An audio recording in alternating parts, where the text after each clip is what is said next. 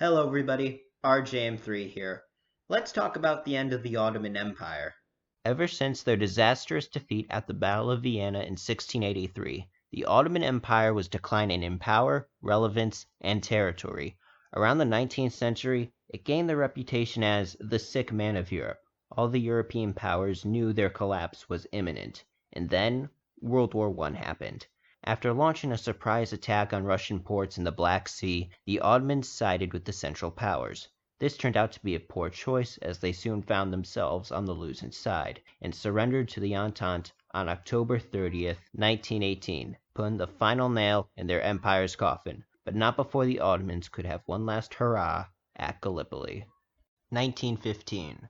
With the Ottomans' entry into the war, the British and French were unable to use supply routes to Russia through the Black Sea. First Lord of the Admiralty, Winston Churchill, came up with a plan, and that, if successful, could give them access to the Black Sea and quickly knock the Ottomans out of the war. British and French ships would move through the Dardanelles Straits into the Sea of Marmara towards Constantinople and take the city.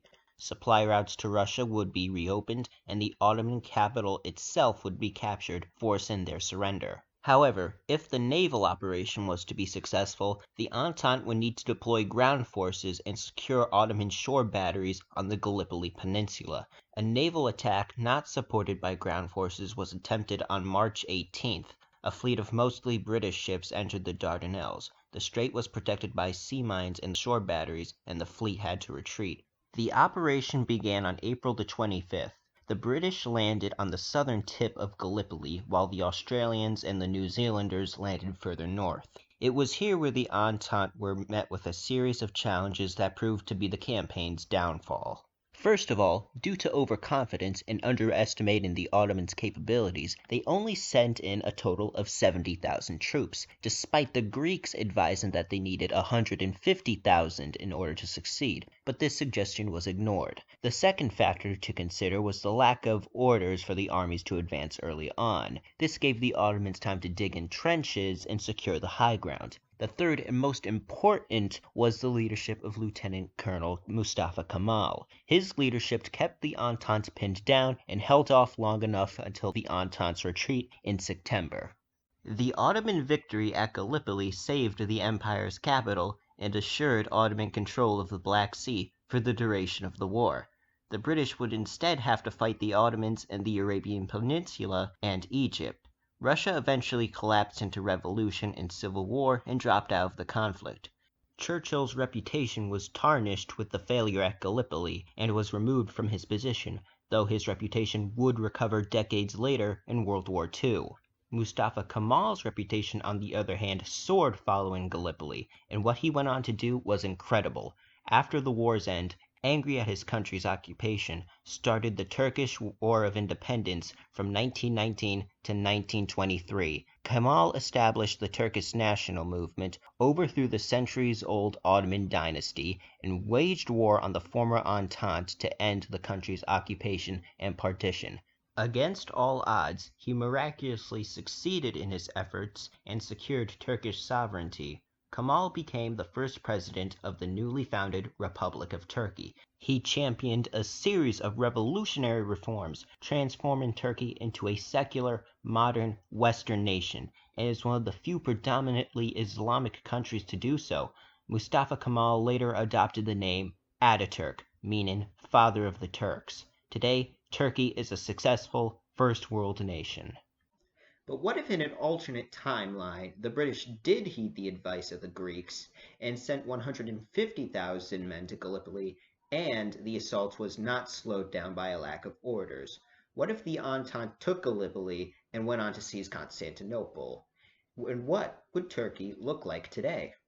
Before we begin, special thanks to Marble and Blizzard for suggesting this scenario. Thank you. April 1915. The British, Australians, and New Zealanders land in Gallipoli and quickly move through the peninsula, capture the batteries, and cut off Ottoman forces at Kilit Bahir. The Royal Navy, alongside some minesweepers, are allowed to move through the Dardanelles. Much of the Ottoman government flees Constantinople before the fleet reaches it. The capital comes under siege and is cut off from the rest of the empire. The city surrenders and is occupied for the first time since the fall of Constantinople to the Ottomans in 1453. Mustafa Kemal is either captured or killed. With the swift fall of the capital and the war hopelessly lost, Ottoman Sultan Mehmed V agrees to surrender to the Entente, and the Ottoman Empire is no more.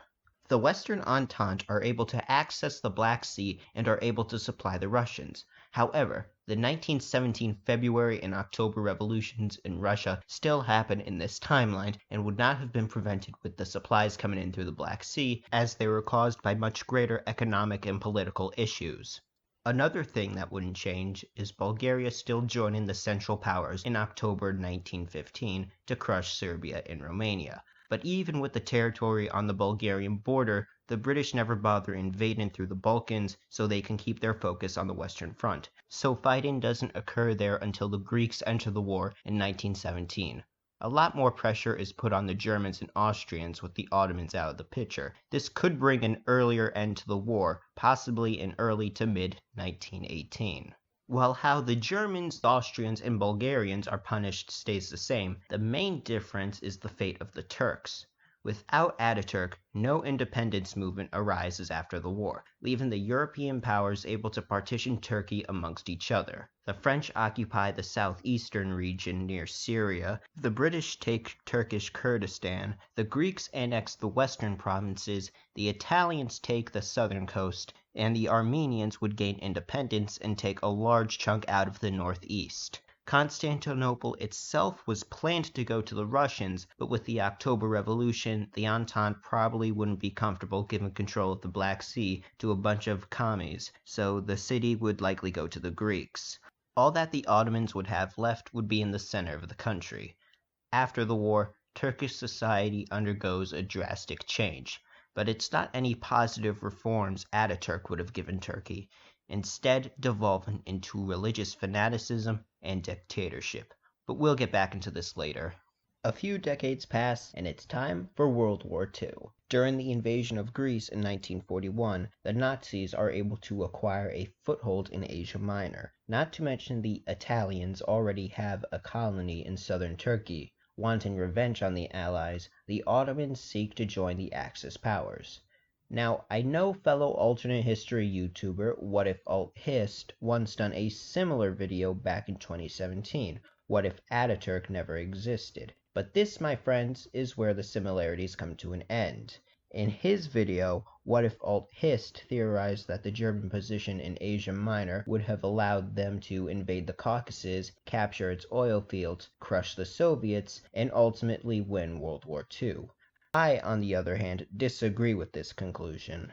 You see, the foothold in Asia Minor might seem like this golden opportunity for Hitler to win the Second World War, but the thing is, Hitler kinda has a record for blowing opportunities. Keep in mind, this is the same guy who halted the tanks heading for encircled British troops at Dunkirk, who didn't let his army solely concentrate on taking Moscow in the open in months of Operation Barbarossa, who ordered an assault on Stalingrad even though it was not necessary to reach the Caucasian oil fields, who refused to let Spain join the Axis over some debt, who declared war on the United States even though he really didn't have to, who aimed the V-2 rockets towards Allied cities rather than the advancing Allied armies, and whose anti-Semitic policies drove away many Jewish scientists who could have helped him build an atomic bomb.